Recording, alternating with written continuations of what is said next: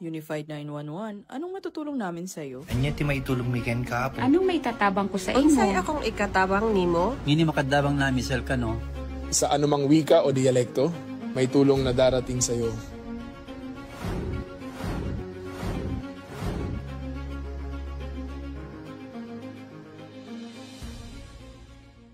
Lilingkod sa bawat Pilipino at magbibigay ng tamang impormasyon para sa tahimik at maayos na Pilipinas. Police News Network, alagad ng batas, tagapagtaguyod ng balitang pulis, sandigan ng mamamayan, patnubay ng katotohanan. La Campo Crame, maghahatid ng pinakahuling kaganapan at nagbabagang balita. Ito ang PNN Police News Network. At ngayon, ang inyong mga tagapagbalita. Magandang araw, bagong Pilipinas. Ako ang inyong alagad ng batas, tagataguyod ng Balitang Pulis, Patrolman Adrian Dayao. Maghatid sa inyo ng tamang balita, kwento ng pulis at serbisyo para sa mamamayan. At ito ang PNP News Online, ang pangunahing balita ng Police News Network. Alagad ng batas, tagataguyod ng Balitang Pulis.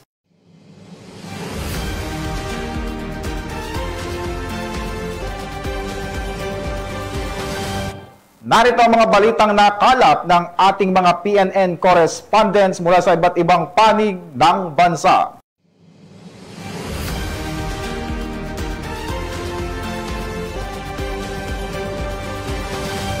Sa ating unang balita, hindi na nakapalagpa sa mga otoridad ang number 7 Regional Most Wanted Person matapos ang sinagawang operasyon sa Davao de Oro.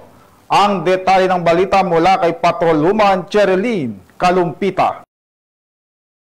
Ito ng pinagsanib na puwersa ng PNP Special Action Force at lokal na kapulisan ang number 7 Regional Most Wanted Person ng Police Regional Office 11 sa isang operasyon sa Barangay Kamanlangan, New Bataan, Davao de Oro noong November 22, 2025. Pinangunahan ang operasyon ng mga tauhan ng 1st Special Action Battalion, Rapid Deployment Battalion at Force Support Battalion ng PNP SAF. Katuwang ang New Bataan Municipal Police Station, Davao de Oro Provincial Police Office at CIDG Davao de Oro Provincial Field Unit.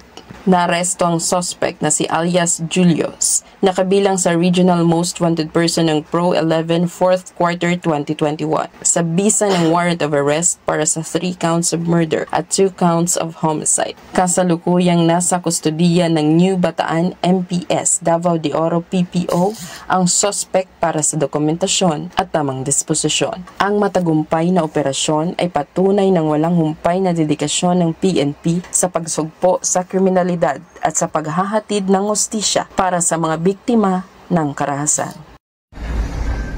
At mula dito sa Fort Santo Domingo, Santa Rosa City, Laguna, ang tahanan ng inyong tagaligtas. Ako ang inyong PNN correspondent, Patrolwoman Cherilyn Kalumpita, alagad ng batas, tagataguyod ng Balitang Pulis. Maraming salamat sa iyo, Patrolwoman Kalumpita. Naglunsad ang PNP Isabela ng isang araw na pagsasanay para sa mga miyembro ng Barangay Peacekeeping Action Teams at Force Multipliers na nakatuon sa pagpapalakas ng seguridad sa kanilang nasasakupan. Ibabalita yan ni Patrolwoman Wendy Rumbawa. Sa gawa ng isang araw na pagsasanay ang San Mateo Police Station para sa Barangay Peacekeeping Action Team at mga Force Multipliers bilang bahagi ng pagpapalakas ng seguridad at kaayusan sa lugar. Pinaunahan ito ni Police Major Erickson B. Aniag kasama ang iba pang opisyales ng pulisya.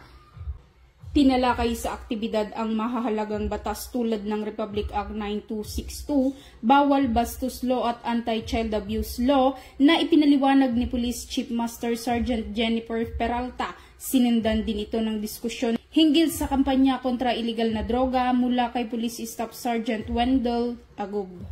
Nagbigay din si Police Staff Sergeant Billy George Lamorena ng praktikal na pagsasanay sa arresting techniques, kabilang ang tamang pag-aresto at paggamit ng posas upang mas maging handa ang mga kalahok sa aktwal na sitwasyon sa komunidad.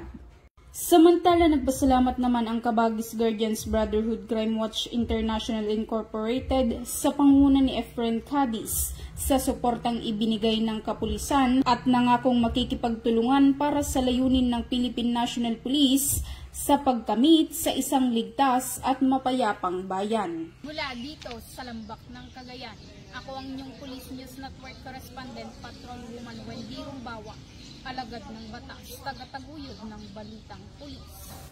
Maraming salamat, Patrolwoman Rumbawa. Maharap ngayon sa kasong paglabag sa RA 9165 o ang Comprehensive Dangerous Drug Act of 2002 ang isang lalaki matapos makuhanan ng iligal na droga ng mga otoridad sa Coron, Palawan. Narito ang balita ni Patrolwoman Christine Lorenzo. Arestado ang isang lalaki matapos mahulihan ng isang pakete ng hinihinalang ilegal na droga sa Kalye Gasgasan, Barangay Tagumpay, Coron, Palawan, pasado 1:00 ng hapon nito lamang unang araw ng Disyembre taong kasalukuyan. Kinilala ang suspek na si alias Tino, 31 anyos, may asawa, mekaniko at residente ng Barangay Guadalupe, Coron. Ayon sa report, nakatanggap ang mga pulisya mula sa isang concerned citizen hinggil sa presensya ng 3 armadong lalaki sa lugar. Pagdating ng mga operatiba, nagsitakbuhan ang grupo at naobserbahan si Tino na may itinatapon sa gilid ng kalsada. Nang siyasatin, natuklasan itong isang maliit na plastik na naglalaman ng white crystalline substance na hinihinalang shabu, tinatayang 0.4 grams at may street value na 1,000 peso. Sa kasalukuyan, nasa kustodiya ng Coron Municipal Police Station ang suspek habang inihahanda ang kasong paglabag sa Article 2, Section 11 ng RA 9165 o Comprehensive Dangerous Drugs Act of 2002. Mula dito sa home of the Police Eco Warriors, Calapan City, Oriental, Mindoro, ako ang inyong PNN Correspondent Patrolwoman Christine Lorenzo, alagad ng batas, tagataguyod ng balitang pulis. Maraming salamat, Patrolwoman Lorenzo. Samantala, arestado ang isang high-value individual sa isinagawang bypass operation ng mga otoridad sa Iloilo City habang kumpiskado sa operasyon ang 57 gramo na hinihinalang shabu. Ang detalye ng balita mula kay Patrolwoman Justin May Halyores.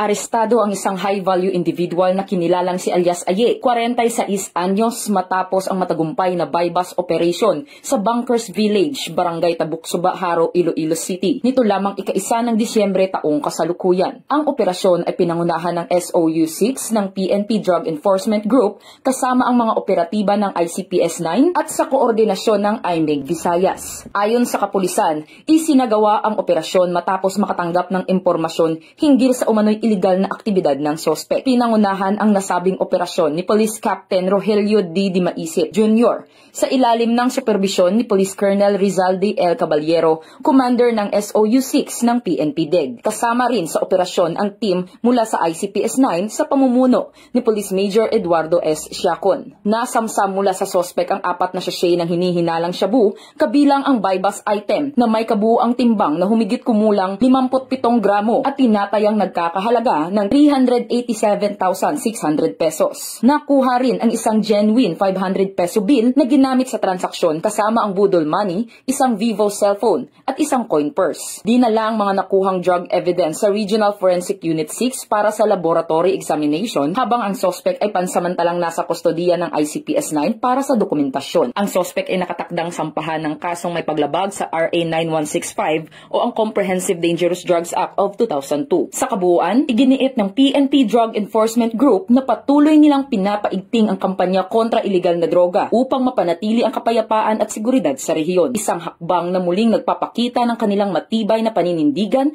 para sa kaligtasan ng publiko. Bagong PNP para sa bagong Pilipinas. Serbisyong mabilis, tapat at nararamdaman. Mula rito sa Western Visayas, ako ang inyong PNN Correspondent Patrolwoman Justin May Halyores.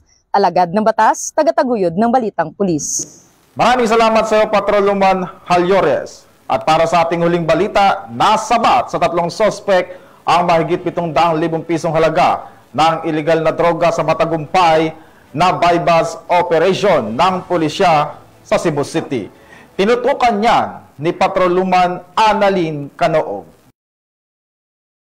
Ng mga ang operatiba ng Station Drug Enforcement Unit ng Police Station 6, Cebu City Police Office ang halos 700K na halaga ng ninalang shabu mula sa 3 tulak sa isang bypass operation sa Barangay Sawang Calero, Cebu City noong ika-29 ng Nobyembre sa taong kasalukuyan, banda alas 5:25 ng umaga. Kinilala ni Police Captain Giancarlo Reyes, officer in charge ng nasabing istasyon, ang suspect na sina Alex Upao, 18 anyos, at ang kasamahan nito na si Shalom, 33 anyos, at si Cindy, 26 anyos, pawang residente na nabanggit na lugar. Nakumpiska mula sa mga suspect ang 7 pakete na hinalang shabu na may kabuang timbang na humigit kumulang 102.10 na gramo at isang coin purse sa ginamit bilang lalagyan ng illegal na droga. Tinatayang aabot sa 694,280 pesos ang halaga ng nasamsam na shabu batay sa standard drug price. Kasalukuyang nasa kustodiya ng stasyon ang mga suspect habang inahanda ang kaso paglabag sa Section 5 at 11 ng Article 2 ng RA 9165 o ang Comprehensive Dangerous Drugs Act of 2002. Patunay ang matagumpay na operasyong ito sa patuloy na kampanya ng mga pulisan laban sa illegal na droga para sa kapayapaan at kaayusan ng komunidad. Mula dito sa Cebu City, ako yung PNN correspondent,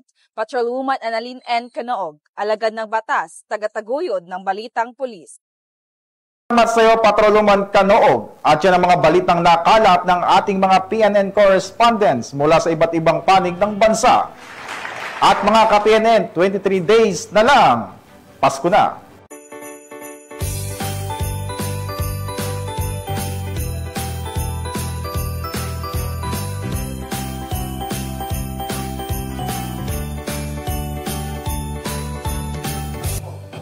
At sa ngalan ng pamunuan ng Philippine National Police sa pangunguna ni Acting Chief PNP, Police Lieutenant General Jose Melencio Nartates Jr. at sa pamumuno ni President Ferdinand Bongbong Marcos Jr., kami ay maglilingkod sa bawat Pilipino at magbibigay ng tama at balanseng balita. Mula rito sa tanggapan ng tagapag-ugnay ng Pambansang Pulisya, ako po ang inyong alagad ng batas, tagataguyod ng Balitang Pulis, Patrolman Adrian Dayao, maghahatid ng tamang balita, kwento ng pulis at serbisyo para sa mamamayan, at ito ang PNP News Online, ang pangunahing balita ng Police News Network, at ito po ang bagong PNP para sa bagong Pilipinas, serbisyong mabilis, tapat at nararamdaman.